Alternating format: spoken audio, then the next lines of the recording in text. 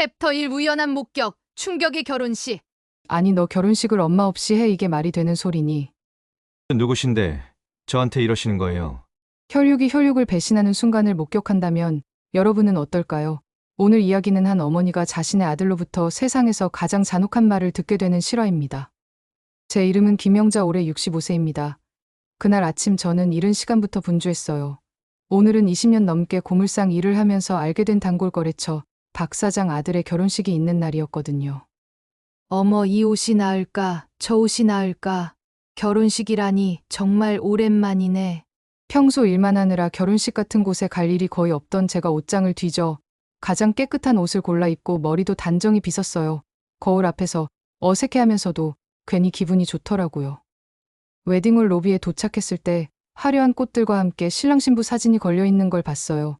저는 사진을 보려고 가까이 다가갔다가 깜짝 놀랐습니다. 초대장을 다시 꺼내 확인해 봤어요. 신랑 이름이 우리 아들이랑 똑같네. 김민수라니. 같은 이름이라며 신기해하면서 웨딩홀 안으로 들어갔어요. 그런데 신랑 대기실 앞을 지나가다가 문틈으로 보인 정장 입은 남자의 뒷모습이 왠지 나직더라고요. 설마 하는 마음에 조금 더 기다려봤습니다. 그때 그 남자가 고개를 돌렸는데 저는 그 자리에서 기절할 뻔했어요. 분명히 제 아들 민수였거든요. 이게 뭐야? 이게 무슨 일이야? 제 온몸이 떨렸어요. 다리에 힘이 풀려 벽에 기대야 했습니다. 아들이 결혼을 한다고요. 언제부터 누구와 사귀었는지도 모르고 결혼식 초대도 받지 못했다니요. 머릿속이 하얘지면서 현실감이 사라졌어요. 아들을 찾아가서 소리치고 싶었지만 다른 사람들 시선이 부담스러웠어요. 게다가 신랑 대기실에는 정장을 차려입은 여러 사람들이 있었거든요. 저는 가슴을 쓸어내리며 맨 뒷자리에 조용히 앉았습니다. 도대체 아들이 왜 나한테는 얘기를... 드디어 결혼식이 시작됐어요. 화려한 드레스를 입은 신부가 입장했고 정장을 차려입은 제 아들이 무대 위에 서 있었습니다. 저는 복잡한 심정이었어요. 기쁘면서도 서운하고 당황스러웠거든요. 사회자가 마이크를 잡고 신랑 신부를 소개하기 시작했어요. 이제 양가 부모님을 소개해드리겠습니다. 먼저 신부 측 부모님부터 모셔보겠습니다. 신부 아버지와 어머니가 단상 위로 올라갔어요. 화려한 한복을 입은 우아한 모습이었습니다. 하객들이 박수를 쳤어요. 이어서 신랑 측 부모님을 모셔보겠습니다. 제 가슴이 두근거렸어요. 이제 제가 무대 위에 올라가야 하는 건 아닌가 싶어서요. 그런데 무대 위로 올라간 건 전혀 모르는 중년 부부였습니다. 정중한 인사를 하며 단정한 모습으로 서 있는 사람들이었어요. 저는 당황했어요. 저 사람들이 누구지 혹시 아들 장인어른 쪽 친척인가 싶어서 계속 지켜봤어요. 신랑의 아버님과 어머님이십니다. 그때 저는 깨달았습니다. 아들이 연기자를 고용해서 가짜 부모를 세운 거였어요. 제 존재 자체를 완전히 지워버린 거죠. 저게 뭐야? 저 사람들이 누구야? 제 가슴이 무너져 내렸어요. 아들이 저를 부끄럽게 생각해서 아예 다른 사람들을 부모로 내세운 거였습니다. 25년 동안 혼자 키운 자식이 저를 완전히 부정해버린 거였어요. 하객들은 무대 위 가짜 부모들을 보며 박수를 쳤고 축하 인사를 건넸어요. 저는 숨이 막혔습니다. 가슴이 답답하고 머리가 어지러웠어요. 이게 꿈이야, 악몽이야. 이럴 수가 있어. 저는 일어나서 뛰쳐나가고 싶었지만 다리에 힘이 들어가지 않았어요. 주변 사람들이 이상하게 쳐다볼까봐 그 자리에 앉아서 참고 있을 수밖에 없었거든요. 눈물이 주르륵 흘러내렸습니다. 결혼식이 계속 진행됐지만 저에게는 아무것도 들리지 않았어요. 머릿속에는 온갖 생각이 뒤섞였습니다. 내가 뭘 그렇게 잘못했길래 아들이 나를 없는 사람 취급하는 거지. 고물상이 그렇게 창피한 일인가? 25년 동안 혼자 키우느라 고생한 게 이렇게 보답받을 일인가? 식이 끝나고 하객들이 하나둘 자리를 뜰 때까지 저는 멍하니 앉아 있었어요. 아들과 신부가 퇴장하는 모습을 바라보며 가슴이 찢어질 것 같았습니다. 무대 위 가짜 부모들이 사람들과 인사하는 모습이 더욱 참담했어요. 내가 25년 동안 뭘 한 거지? 정말 뭘 한 거지? 집으로 돌아가는 길에 저는 휘청거렸어요. 지하철에서도 계속 눈물이 나왔습니다. 사람들이 쳐다봤지만 신경 쓸 여력이 없었거든요. 그날 밤 저는 잠을 이룰 수 없었어요.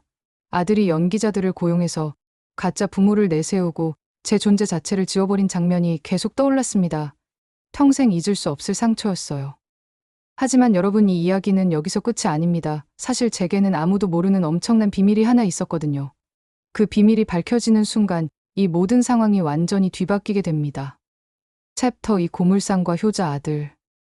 내가 뭘 잘못했길래 아들이 나를 이렇게 대하는 거지. 34년 동안 그 아이만 바라보고 살았는데 결혼식장에서 돌아온 그날 밤 저는 잠을 이룰 수 없었어요. 아들이 연기자를 고용해서 가짜 부모를 세운 그 장면이 계속 떠올랐거든요. 도대체 제가 뭘 그렇게 잘못했길래 아들이 저를 세상에서 지워버린 걸까요? 그래서 그날 밤 제 인생을 되돌아봤어요. 남편과 함께 고물상을 시작한 때부터 말이에요. 남편과 저는 결혼 후 작은 고물상을 차렸어요. 별거 아닌 일이었지만 그때는 행복했습니다. 남편이 고물을 정리하고 저는 손님을 상대하고 둘이 힘을 모아 열심히 살았어요. 그러다 민수가 태어났고요. 그런데 민수가 5살이 되던 해 남편이 갑자기 쓰러졌어요. 병원에 가보니 이미 늦은 상태였습니다. 병명을 듣는 순간 눈앞이 캄캄했어요. 여보, 민수만큼은 잘 키워줘. 아빠 없다고 주눅 들지 않게 해줘. 그게 남편의 마지막 말이었어요. 그 뒤로 저는 혼자서 고물상을 꾸려가며 아들을 키워야 했습니다. 다른 집 아이들처럼 아빠가 없다는 핸디캡이 있으니까 더욱 신경이 쓰였어요. 특히 고물상이라는 직업 때문에 아들이 위축될까봐 걱정이 많았습니다. 그래서 아들이 원하는 건 뭐든지 해주려고 했어요. 엄마 나도 나이키 사줘. 그래 우리 아들 갖고 싶은 거 사주지 뭐든 말해. 비싼 운동화든 브랜드 옷이든 학원비든 아들이 원하면 다 해줬어요. 고물상 수입으로는 버거웠지만 아들만큼은 다른 집 아이들보다 부족하게 키우고 싶지 않았거든요. 그런데 정말 고마웠던 건 민수가 한 번도 투정을 부리지 않았다는 거예요. 다른 집 아이들은 사춘기가 되면 부모한테 반항도 하고 말대꾸도 한다는데 우리 민수는 그런 게 없었어요. 고물상에 단골거래처 분들이 오시면 자녀 이야기가 자주 나왔거든요. 영자 씨 참 부러워요. 우리 집 애는 중학생 되니까 엄마 말은 하나도 안 듣고. 맞아요. 사춘기라고 짜증내고 방문 쾅 닫고 난리도 아니에요. 우리 민수는 그런 거 없어요. 오히려 더 착해졌어요. 어머 정말요? 어떻게 그렇게 키웠어요? 실제로 민수는 그랬어요. 학교에서 돌아오면 항상 고물상 앞에서 저를 기다렸고요. 엄마 왔다 오늘 힘들었지. 이런 말을 하는 아이였어요. 제가 늦게 들어오면 걱정해주고 아플 때는 약국에 가서 약도 사다 주고 정말 효자였습니다. 선생님들도 학부모 상담 때마다 똑같은 말씀을 하셨어요. 담임 선생님, 민수 어머님 정말 부러워요. 이렇게 착하고 말 잘 듣는 아이 처음 봐요. 담임 선생님 상위권 성적이면서 친구들과도 잘 지내는 모범생이에요. 그럴 때마다 저는 정말 뿌듯했어요. 남편 없이 혼자 키우느라 걱정이 많았는데 아들이 이렇게 반듯하게 자라주니까 고생이 보람으로 느껴졌거든요. 그런데 민수는 공부도 정말 잘했어요. 고등학교 때는 항상 상위권이었고 대학도 명문대 법학과에 들어갔습니다. 제가 고물상에서 번 돈으로는 등록금이 벅찼지만 기꺼이 해줬어요. 우리 아들이 변호사 된다니 정말 자랑스럽다. 민수가 사법고시에 합격했을 때 저는 정말 기뻤어요. 고물상 아들이 변호사가 된다니요. 그때 민수가 저한테 한 말이 아직도 기억나요. 엄마 덕분이에요. 엄마가 뒷바라지 해주지 않았으면 여기까지 올 수 없었어요. 그때까지만 해도 정말 효자였거든요. 변호사가 되고 나서도 한동안은 연락도 자주 하고 용돈도 가져다 주고 그랬어요. 내가 고생해도 우리 민수만큼은 성공시켜야지. 그게 제 삶의 목표였어요. 고물상 일이 아무리 힘들고 지쳐도 아들 생각하면 힘이 났습니다. 이 아이만큼은 저처럼 고생하지 않고 떳떳하게 살 수 있게 해주고 싶었어요. 그런데 언제부턴가 아들의 연락이 뜸해지기 시작했어요. 처음엔 변호사 일이 바쁜가 보다 했는데 점점 더 연락이 없어졌어요. 그래도 저는 믿었습니다. 우리 아들은 착한 아이니까 바빠서 그러는 거라고요. 민수가 바쁘구나. 변호사니까 일이 많겠지 뭐.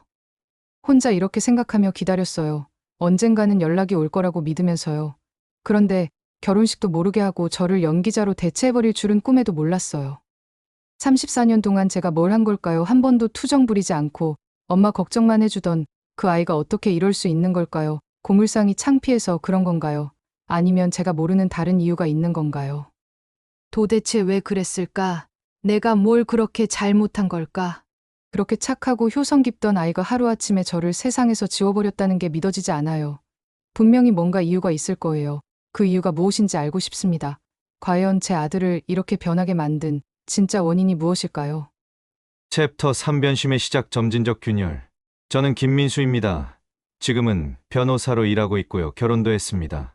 저는 어릴 때부터 비관적이고 열등감이 남들보다 많은 사람이었어요. 특히 우리 집이 고물상을 한다는 사실 때문에 항상 위축되어 있었거든요. 하지만 이런 모습을 남들에게 보이면 안 된다고 생각했어요. 그래서 항상 밝고 씩씩한 척 연기하며 살아왔습니다. 어렵지 않더라고요. 그냥 가면을 쓰고 사는 거였으니까요. 이 열등감을 극복하려면 공부밖에 없어. 어릴 때부터 생각했어요. 어떻게든 공부해서 사회에서 인정받는 직업을 가져야겠다고요. 의사나 변호사처럼 남들이 부러워하는 직업 말이에요.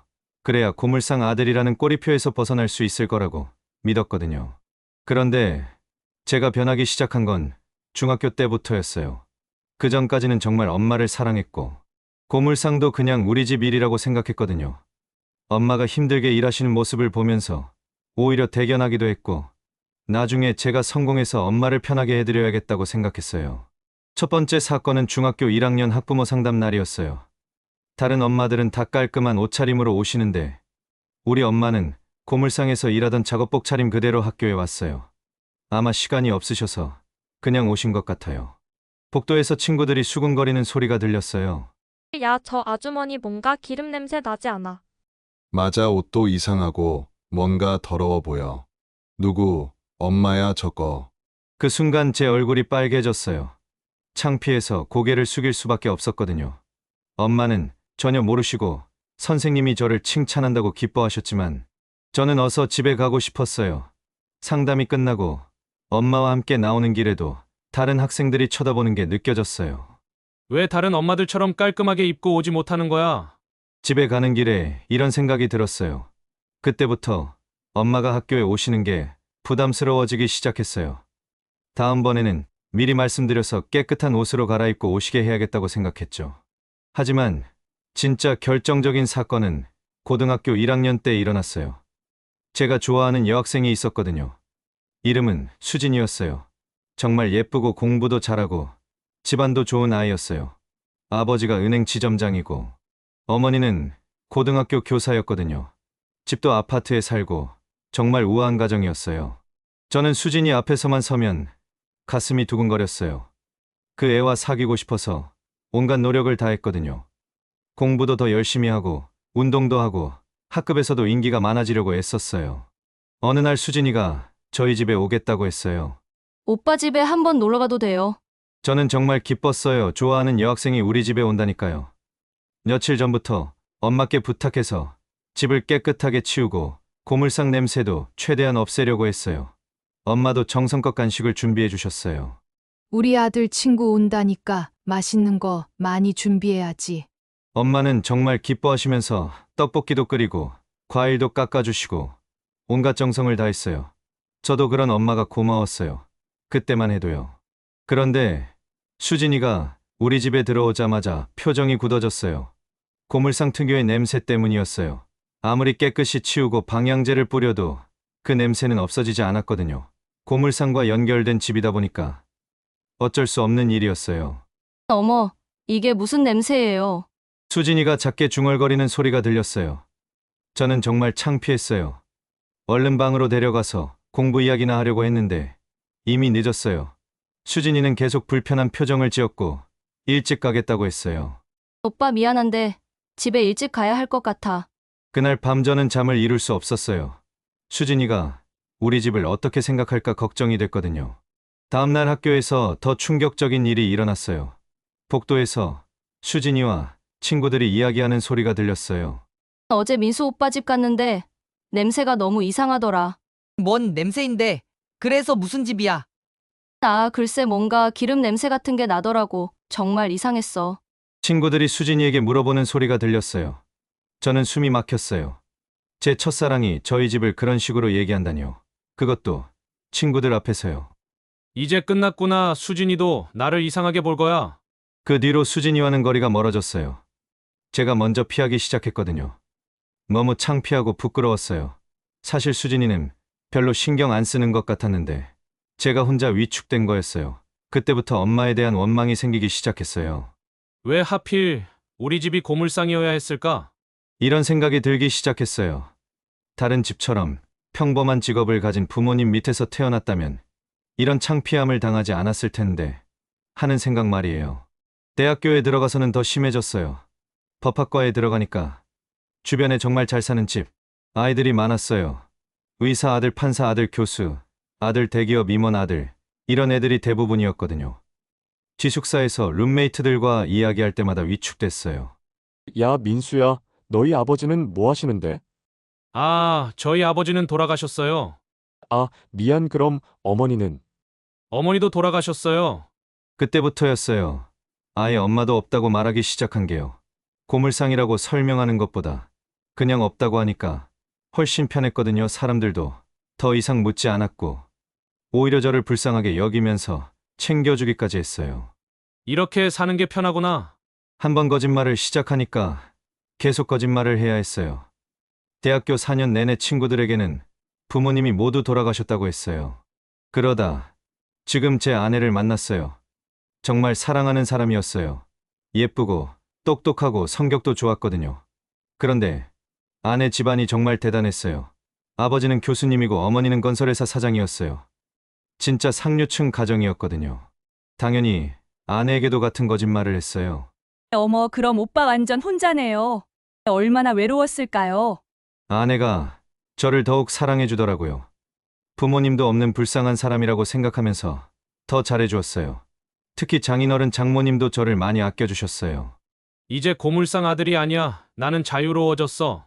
하지만 창피함이나 열등감이 아무리 커도 결혼식에까지 엄마를 부르지 않을 정도는 아니잖아요. 엄마를 완전히 지워버릴 정도로 미워하게 된 진짜 이유가 따로 있거든요. 그건 제가 어릴 때부터 마음속 깊이 품고 있던 원망이었어요.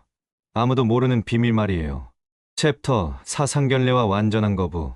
아내와 사귄 지 1년이 지나면서 결혼 이야기가 나오기 시작했어요.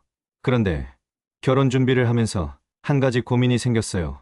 결혼식에 엄마를 부를 것인가 말 것인가 하는 문제였죠. 그래도 결혼식인데 엄마를 안 부를 수는 없지 않나? 솔직히 말하면 마음 한편으로는 엄마가 그리웠어요. 제 인생의 가장 중요한 순간에 엄마가 없다는 게 좀 서글프기도 했거든요. 하지만 동시에 엄마가 오시면 모든 게 들통날까봐 두렵기도 했어요. 그러던 중 아내가 상견례 이야기를 꺼냈어요. 오빠 부모님 안 계시니까 우리가 먼저 우리 부모님께 인사드리러 가요. 저는 속으로 안도했어요. 일단 상견례 문제는 자연스럽게 해결될 것 같았거든요. 드디어 상견례 날이 왔어요. 아내 부모님이 정하신 고급 한정식 집에서 만나기로 했어요. 저는 최고급 정장을 입고 갔습니다. 아내 아버지는 대학교 교수님이셨고 어머니는 건설회사 사장이셨어요. 정말 품이 있는 분들이었어요. 민수 씨 처음 뵙겠습니다. 딸이 항상 좋은 분 만났다고 자랑하더군요. 변호사라고 들었는데 정말 믿음직해 보이네요. 어린 나이에 부모님을 잃고 얼마나 힘드셨을까요? 저는 준비해둔 연기를 했어요. 많이 외로웠지만 그래도 부모님이 자랑스러워하실 사람이 되려고 열심히 살았습니다. 그 순간 식탁 분위기가 숙연해졌어요. 정말 대단하세요. 혼자서도 이렇게 훌륭하게 잘하시다니. 부모님이 하늘에서 얼마나 자랑스러워 하실까요? 오히려 더 각별하게 대해주시는 것 같았어요. 식사가 진행되면서 분위기는 점점 화기애애해졌어요. 민수 씨 같은 분이라면 우리 딸을 맡겨도 안심이겠네요. 정말 훌륭한 청년이에요. 앞으로 우리가 부모님 역할을 해드려야겠어요. 식사가 거의 끝날 무렵 저는 화장실에 가겠다고 자리를 떴어요. 그런데 화장실로 가는 복도에서 장인어른과 장모님이 조용히 대화하시는 소리가 들렸어요. 호기심에 문 뒤쪽에서 들어봤는데 충격적인 대화가 오가고 있었어요. 사실 처음엔 좀 걱정했었어. 딸이 어떤 집안 아이를 데려올까 싶어서. 나도 그래. 요즘 집안 수준이 안 맞아서 결혼 후에 갈등 겪는 부부들 정말 많잖아. 맞아. 그런 이유로 이혼하는 경우도 여러 번 봤고 특히 시댁 문제로 고생하는 며느리들이 얼마나 많은데. 그런데 민수 씨는 부모님도 안 계시고 혼자 성공한 분이니까 그런 걱정은 없겠어. 그렇지. 시댁 갈등도 없을 거고 오히려 우리가 챙겨줄 수 있잖아. 이렇게 좋은 분을 만나서 정말 다행이야. 그 순간 저는 깨달았어요. 만약 제가 엄마가 살아있다고 했다면, 그리고 고물상을 한다고 했다면 이 결혼은 처음부터 불가능했을 거라는 걸 말이에요. 집안 수준이 맞지 않는다는 이유로요. 엄마가 돌아가셨다는 거짓말 덕분에 오히려 환영받고 있었던 거예요. 저는 화장실 거울을 보며 확신했어요. 엄마가 죽은 덕분에 내가 사랑을 얻었구나. 엄마는 제 인생에서 완전히 사라져야 한다고 생각했어요. 제가 원하는 삶을 살기 위해서는 엄마라는 존재 자체가 방해가 된다는 걸 깨달았거든요. 식탁으로 돌아와서도 계속 연기를 했어요. 정말 감사합니다. 이렇게 따뜻하게 맞아주셔서. 뭐려 이제 가족이 될 텐데 당연한 거죠. 그날 이후 저는 마음을 완전히 굳혔어요. 결혼식에서도 절대로 엄마를 부를 수 없다고 생각했어요. 연기자를 구해서라도 완벽한 가짜 가족을 만들어야겠다고 결심했거든요. 집에 돌아가는 길에 잠깐 엄마 생각이 났어요. 지금쯤 고물상에서 혼자 계실 텐데 하는 생각 말이에요. 하지만 곧 그런 생각을 떨쳐냈어요. 이제 선택해야 해. 엄마냐 내 인생이냐? 저는 제 인생을 선택했어요. 사랑하는 사람과의 결혼을 선택했고 상류층 집안과의 인연을 선택했어요. 그리고 그 선택을 위해서는 엄마를 완전히 포기해야 한다는 걸 받아들였죠. 그렇게 저는 결혼 준비를 시작했어요. 연기자를 고용하고 완벽한 시나리오를 짜면서 엄마의 존재를 완전히 지워나갔어요. 양심의 가책이 없었던 건 아니지만 제가 원하는 삶을 위해서는 어쩔 수 없는 선택이라고 스스로를 합리화했어요. 하지만 지금 생각해보면 그때의 제가 정말 잔혹했던 것 같아요. 34년 동안 저를 키워주신 엄마를 그렇게 쉽게 버릴 수 있었다는 게 말이에요. 챕터 5 토지의 비밀. 아들의 결혼식이 벌써 3주년이 되어가네요. 그동안 저는 매일매일 기다렸어요. 언젠가는 아들이 연락을 할 거라고 믿으면서 말이에요. 하지만 지금까지 연락 한 통 없었어요. 전화도 문자도 한 번도 받지 않았습니다. 처음 1년은 정말 힘들었어요. 밤마다 울면서 제 자신을 탓했거든요. 마치 40kg 배낭을 메고 바늘방석에 앉아 있는 것 같았어요. 내가 뭘 잘못했을까? 아들을 잘못 키운 건 아닌데. 매일 고물상에서 일하면서도 아들 생각뿐이었어요. 혹시 전화가 올까봐 휴대폰을 항상 가까이 두고 살았고요. 문자라도 와달라고 간절히 기도했습니다. 아들이 보고 싶어서 결혼식장 근처까지 가서 멀리서 아들의 사무실을 바라본 적도 있어요. 하지만 2년째가 되면서 제 마음이 조금씩 변하기 시작했어요. 서운함이 커지기 시작했거든요. 가슴속에 작은 돌멩이가 하나씩 쌓여가는 것 같았어요. 아무리 바빠도 어머니한테 안부 인사 한번 할 수 없나 싶었어요.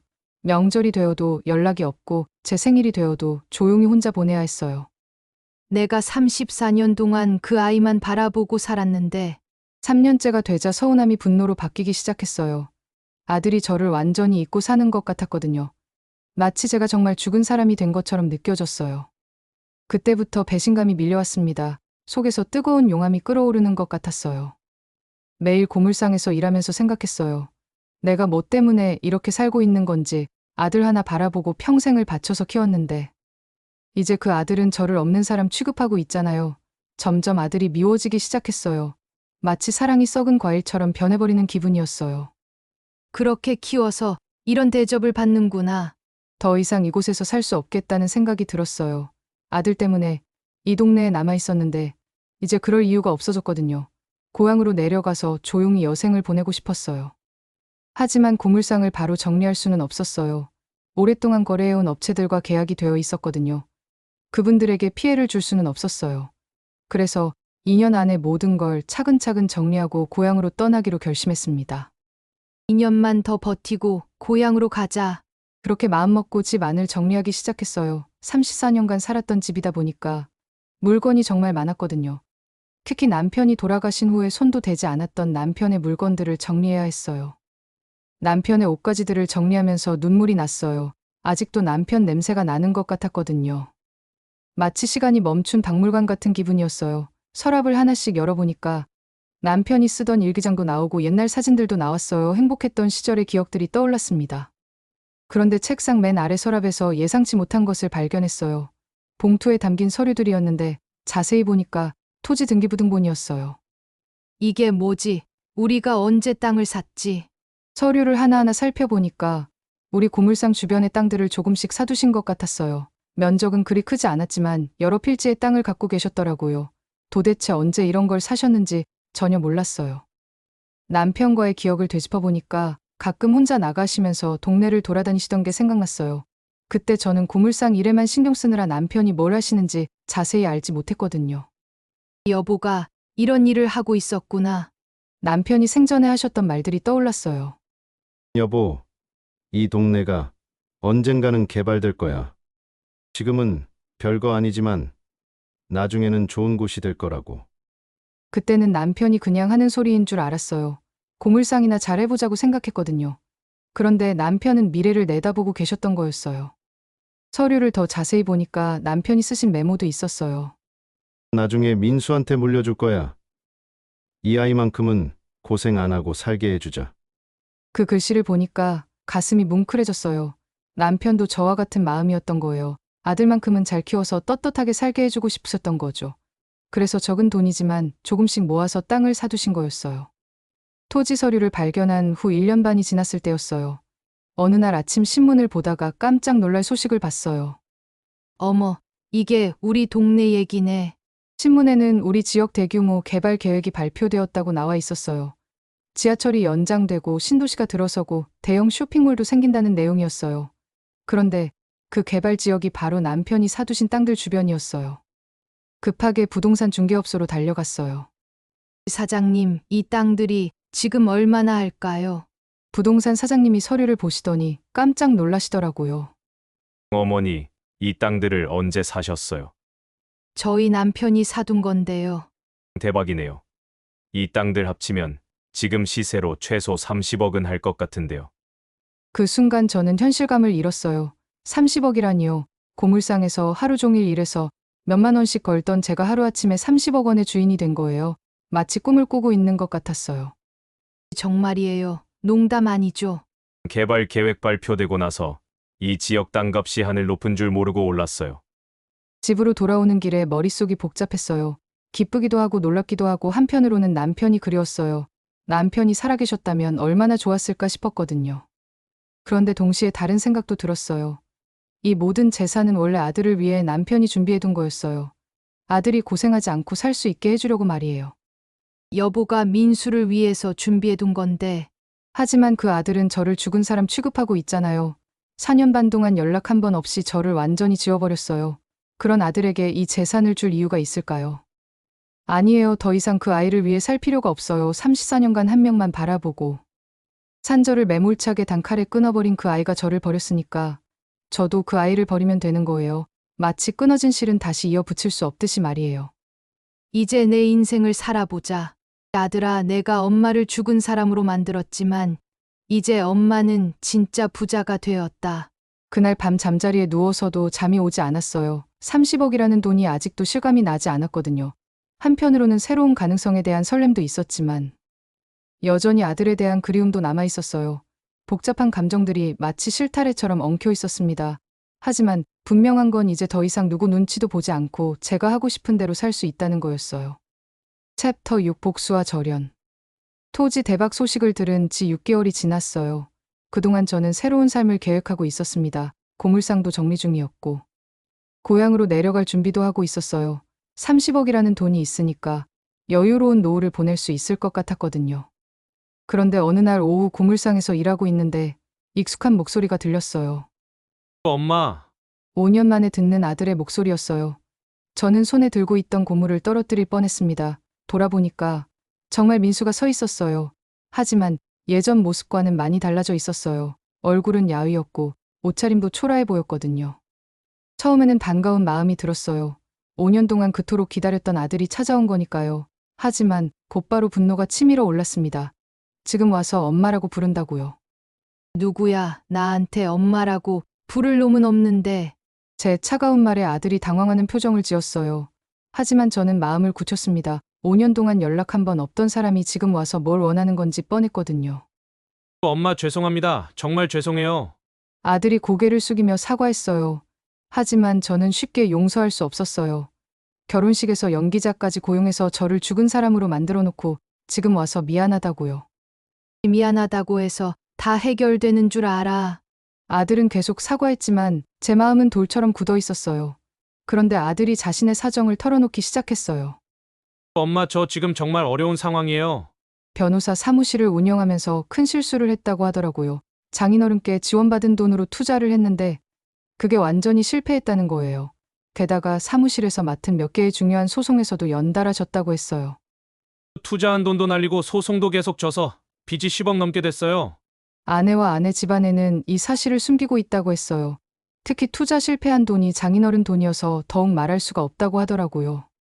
아내가 임신했는데 이 상황을 어떻게 말해요? 아들의 말을 들으면서 저는 복잡한 기분이었어요. 한편으로는 안타까웠지만 다른 한편으로는 인과응보라는 생각도 들었거든요. 엄마를 버리고 살더니 결국 이런 일이 생겼구나 싶었어요. 다른 데서 돈을 빌릴 곳도 없어요. 엄마밖에 없어요. 아들이 무릎을 꿇고 빌기 시작했어요. 도와달라고 애원하면서 눈물까지 흘리더라고요. 아무리 미워도 피부치가 눈물 흘리며 애원하니까 마음이 흔들렸어요. 5년 전이었다면 이런 모습을 보자마자 흔들리는 것도 없이 바로 모든 걸 다 해줬을 텐데 이제는 그럴 수가 없었어요. 5년 동안 연락도 없던 놈이 돈이 필요하니까 찾아왔네. 저는 냉정하게 말했어요. 아들이 얼마나 절망적인 표정을 짓든 상관없었어요. 이미 제 마음속에서 아들에 대한 사랑은 식어버렸거든요. 엄마 제발 한 번만 도와주세요. 아내와 아이 생각해서라도요. 아들이 계속 애원했지만 저는 마음을 바꿀 생각이 없었어요. 오히려 이 기회에 모든 걸 정리하고 싶었어요. 알고 있어. 내가 얼마나 많은 돈을 가지고 있는지. 아들이 갑자기 고개를 들었어요. 제 말이 무슨 뜻인지 이해하지 못하는 표정이었어요. 10억이야. 너 아버지가 사뒀던 땅이 개발되면서 30억이 됐어. 그 순간 아들의 얼굴이 하얘졌어요. 30억이라는 숫자에 충격을 받은 것 같았어요. 30억이요. 정말이에요. 원래는 너를 위해서 아버지가 준비해둔 거였어. 아들의 눈에서 희망의 빛이 번쩍였어요. 하지만 저는 그 희망을 철저히 짓밟아버릴 생각이었어요. 하지만 이제는 내 것이 아니야. 넌 이미 나를 버렸으니까. 아들이 더욱 절망적인 표정을 지었어요. 문 앞에 30억이 있는데 손에 닿지 않는다는 걸 깨달았나 봐요. 엄마 제발요. 과거 일은 용서해주세요. 용서 5년 동안 죽은 사람 취급하고 연락 한 번 없던 놈한테 무슨 용서를 해줘. 저는 더 이상 참을 수 없었어요. 5년간 쌓인 분노가 폭발했어요. 너는 결혼식에서 나를 죽은 사람으로 만들었어. 연기자까지 고용해서. 아들이 할 말을 잃고 고개를 떨어뜨렸어요. 자신이 한 일이 얼마나 잔혹했는지 이제야 깨달은 것 같았어요. 그런 놈에게 왜 내가 도움을 줘야 하지? 저는 집 안으로 들어가서 준비해둔 서류를 가져왔어요. 호적정정 신청서였어요. 이미 며칠 전에 작성해 놓았거든요. 이미 호적에서 파냈어. 너는 이제 내 아들이 아니야. 아들이 믿을 수 없다는 표정으로 저를 바라봤어요. 하지만 저는 이미 마음을 정했어요. 구청에 가서 호적정정 신청했어. 김민수라는 아들은 없다고. 엄마 그럴 수는 없어요.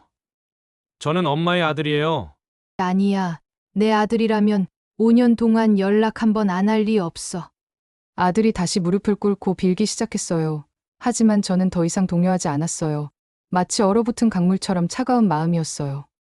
엄마 정말 마지막이에요. 다시는 이런 일 없을게요. 마지막은 이미 5년 전에 끝났어. 내가 나를 버렸을 때 말이야. 아들이 절망적인 표정으로 일어났어요. 더 이상 빌어봐야 소용없다는 걸 깨달은 것 같았어요. 그럼 정말 끝인가요? 그래 끝이야. 앞으로 내 앞에 나타나지 마. 아들이 비틀거리며 고물상을 떠났어요. 뒷모습이 초라해 보였지만 저는 동정심이 생기지 않았어요. 자업자득이라는 생각뿐이었어요. 아들이 떠난 후 고물상은 다시 조용해졌어요. 저는 깊은 한숨을 쉬었어요.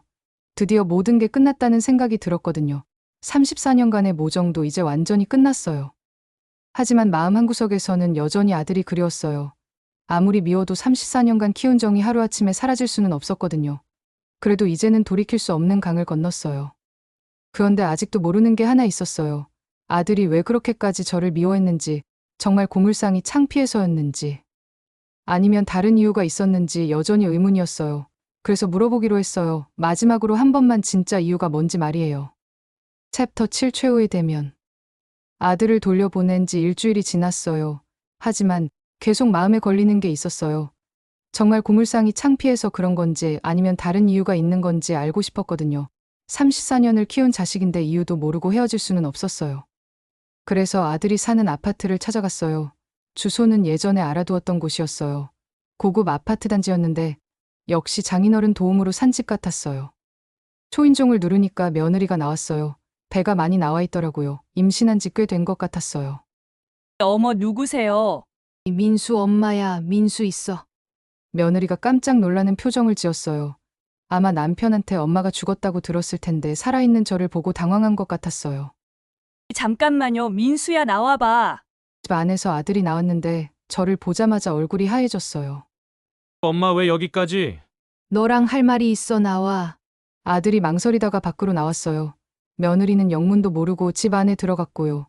우리는 아파트 단지 벤치에 앉았어요. 마지막으로 묻고 싶은 게 있어. 아들이 고개를 숙이고 있었어요. 제 얼굴을 쳐다보지도 못하더라고요. 진짜 이유가 뭐야? 고물상이 창피해서 그런 거야. 아들이 한참 동안 말이 없었어요.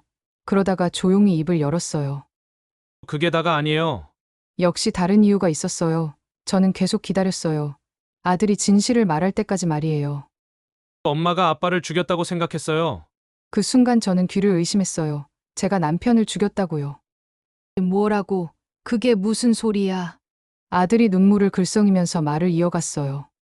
아빠가 아픈데도 계속 일을 시켰잖아요.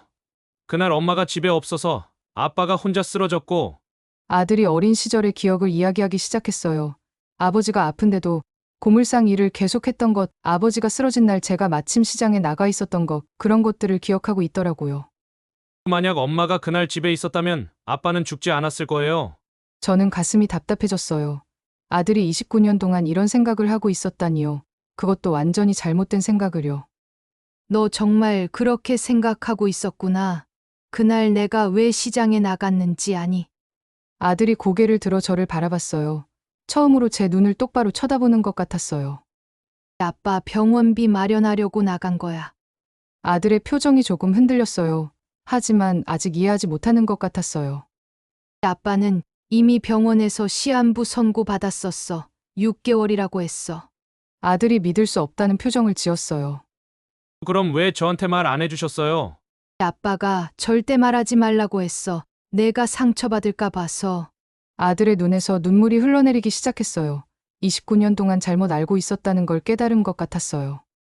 그날도 아빠가 괜찮으니까 시장 다녀오라고 했어. 아빠 마지막 소원이 내 앞에서 쓰러지지 않는 거였거든. 저도 그때 일을 생각하니까 눈물이 났어요. 남편이 얼마나 아들을 사랑했는지 아들은 전혀 모르고 있었던 거예요. 아빠 마지막 말이 뭔지, 아니, 우리 아들 잘 키워달라, 아빠 없어도 부족하지 않게 해달라였어. 아들이 완전히 무너졌어요. 흐느끼면서 고개를 숙이더라고요. 그럼 제가 평생 엄마를 원망한 게 그래, 너는 평생 엄마를 오해하고 있었어. 아들이 더 크게 울기 시작했어요. 자신이 얼마나 큰 잘못을 했는지 깨달은 것 같았어요. 엄마 죄송해요. 정말 죄송해요. 하지만 저는 이미 마음의 문을 닫았어요. 너무 늦었어요. 그런데 이제 와서 뭘 하니? 이미 넌 나를 죽인 사람이 됐잖아. 아들이 제 발 앞에 무릎을 꿇었어요. 엄마 용서해 주세요. 제발 한 번만 용서해 주세요. 저는 아들을 내려다봤어요. 29년간 저를 미워했던 그 아이를 오해였다고 하지만 그 오해 때문에 제가 얼마나 고생했는지 아들은 알까요? 용서 29년 동안 날 미워하고 5년 동안 죽은 사람 취급한 놈을 어떻게 용서해? 아들이 바닥에 엎드려서 빌었어요. 하지만 제 마음은 돌처럼 굳어 있었어요. 이제 와서 미안하다고 해도 소용없어. 이미 늦었어. 일어나서 아들을 내려다봤어요. 한때는 제 전부였던 아이가 이제는 남남같이 느껴졌어요. 내가 나를 버렸으니까 나도 너를 버린다. 앞으로 남남으로 살자. 아들이 절규하듯 울었지만 저는 돌아섰어요. 더 이상 볼 것도 들을 것도 없었어요. 집으로 돌아오는 길에 복잡한 기분이었어요. 드디어 진실을 알았지만 기분이 좋지는 않았어요. 오히려 더 허무했어요. 모든 게 오해였다니 29년이라는 시간이 그냥 사라진 것 같았어요. 하지만 이미 엎질러진 물이었어요.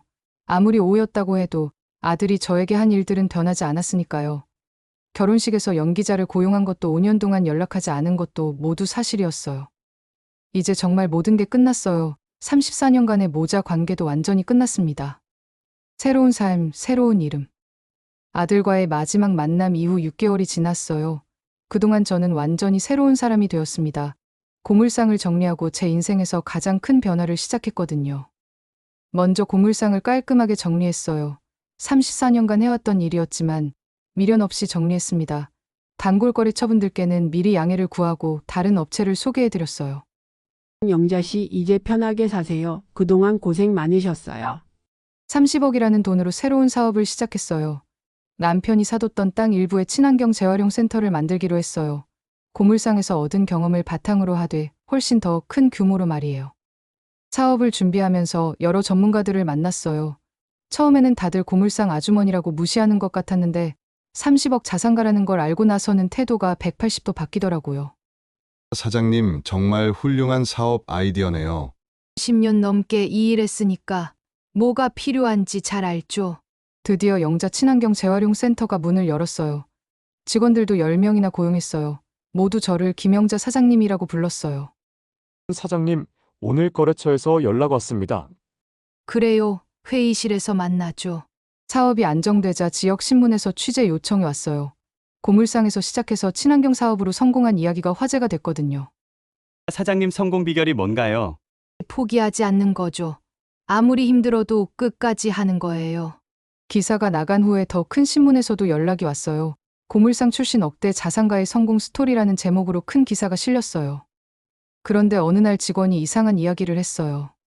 사장님, 오늘 젊은 남자분이 오셔서 사장님 안 계시냐고 물어보던데요. 제 가슴이 두근거렸어요. 혹시 아들이 아닐까 싶었거든요. 며칠 후에 또 다른 직원이 비슷한 이야기를 했어요. 사장님 신문 기사 보고 찾아오시는 분이 있던데 만나드릴까요? 누구라고 하던가요? 이름은 안 말씀하시고 그냥 아시는 분이라고만 하시더라고요. 저는 단번에 알았어요. 아들이었어요. 아마 신문 기사를 보고 저를 찾아온 것 같았어요. 하지만 직접 만날 용기는 없었나 봐요. 그날 밤 잠을 이룰 수 없었어요. 아들 생각이 계속 났거든요. 신문 기사를 보고 얼마나 놀랐을까. 자신이 버린 엄마가 이렇게 성공한 걸 보고 어떤 기분이었을까 싶었어요. 며칠이 지나도 아들은 직접 나타나지 않았어요. 아마 죄스러워서 못 오는 것 같았어요. 그런 아들이 한편으로는 안쓰럽기도 했어요. 그러던 어느 날 저녁 혼자 사무실에 있는데 문득 남편 생각이 났어요. 남편이 마지막에 한 말이 떠올랐거든요. 우리 아들 잘 키워달라. 아빠 없어도 부족하지 않게 해달라. 저는 그 약속을 지켰어요. 아들을 변호사로 만들었고요. 하지만 아들이 저를 버렸어요. 그래도 남편과의 약속이 끝난 건 아닌 것 같았어요. 여보, 내가 뭘 해야 할까? 마치 남편이 대답하는 것 같았어요. 아들을 용서해라. 그 아이도 힘들 거다. 다음 날 은행에 갔어요. 15억을 송금하고 싶어요. 어디로 보내드릴까요? 아들 통장으로 15억을 송금했어요. 메시지도 함께 보냈어요.